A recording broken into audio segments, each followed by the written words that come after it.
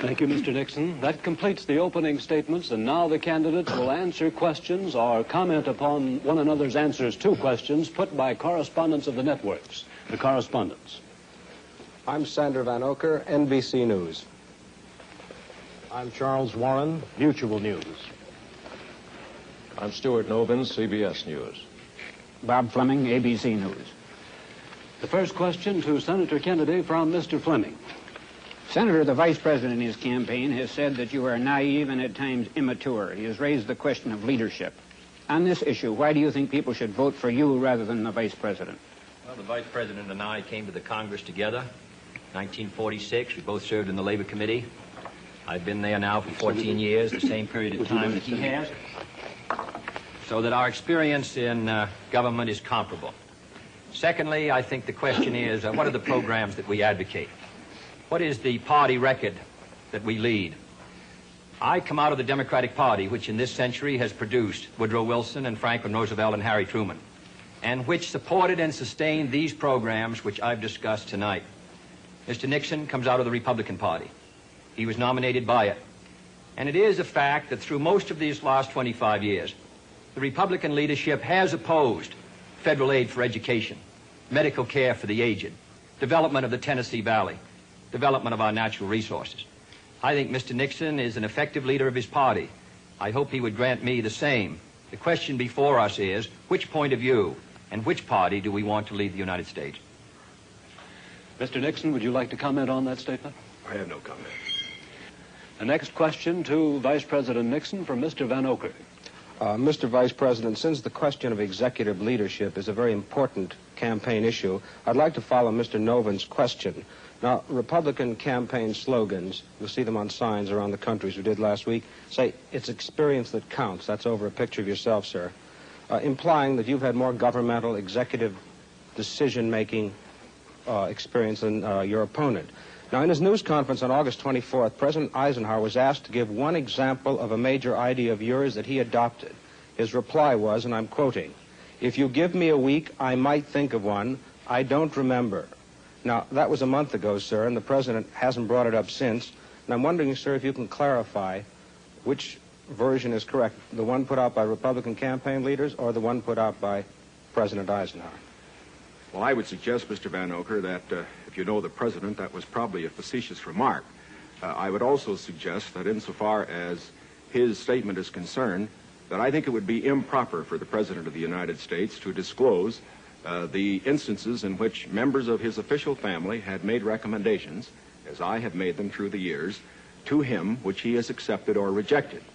The President has always maintained, and very properly so, that he is entitled to get what advice he wants from his cabinet and from his other advisors without disclosing that to anybody, including, as a matter of fact, the Congress. Now, I can only say this. Through the years, I have sat in the National Security Council. I have been in the cabinet. I have met with the legislative leaders. I have met with the President when he made the great decisions with regard to Lebanon, Kimoy Matsu, other matters. The President has asked for my advice. I have given it. Sometimes my advice has been taken. Sometimes it is not. I do not say that I have made the decisions, and I would say that no president should ever allow anybody else to make the major decisions. The President only makes the decisions. All that his advisors do is to give counsel when he asks for it. As far as what experience counts and whether that is experience that counts, that isn't for me to say. I can only say that my experience is there for the people to consider. Senator Kennedy's is there for the people to consider. As he pointed out, we came to the Congress in the same year. His experience has been different from mine. Mine has been in the executive branch. His has been in the legislative branch. I would say that the people now have the opportunity to evaluate his as against mine, and I think both he and I are going to abide by whatever the people decide. Senator Kennedy? Well, I'll just say that the question is of experience. And the question also is what our judgment is of the future and what our goals are for the United States and what ability we have to implement those goals. Abraham Lincoln came to the presidency in 1860 after a rather little-known session in the House of Representatives and after being defeated for the Senate in 58 and was a distinguished president. There is no certain road to the presidency. There are no guarantees. that if you take one road or another, that you will be a successful president. I have been in the Congress for 14 years. I have voted in the last 8 years, and the Vice President was presiding over the Senate and meeting his other responsibilities. I have met decisions over 800 times on matters which affect not only the domestic security of the United States, but as a member of the Senate Foreign Relations Committee. The question really is, which candidate and which party can meet the problems that the United States is going to face in the 60s? Mr. Vanocur's question for Vice President Nixon. Mr. Vice President, in one of your earlier statements, you said, we've moved ahead, we've built more schools, we've built more hospitals. Now, sir, isn't it true that the building of more schools is a local matter for financing? Were you claiming that the Eisenhower administration was responsible for the building of these schools, or is it the local school districts that provide for them? Not at all. As a matter of fact, your question brings out a point that I'm very glad to make. Too often, in appraising whether we are moving ahead or not, we think only of what the federal government is doing. Now, that isn't the test of whether America moves.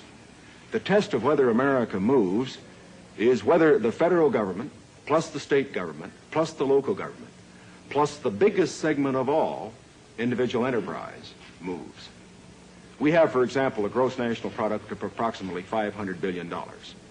Roughly $100 billion to $125 billion of that is the result of government activity. $400 billion, approximately, is a result of what individuals do.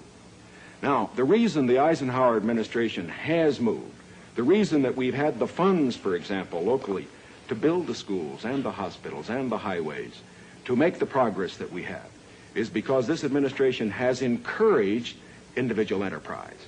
And it has resulted in the greatest expansion of the private sector of the economy that has ever been witnessed in an 8-year period. And that is growth. That is the growth that we are looking for. It is the growth that this administration has supported and that its policies have stimulated.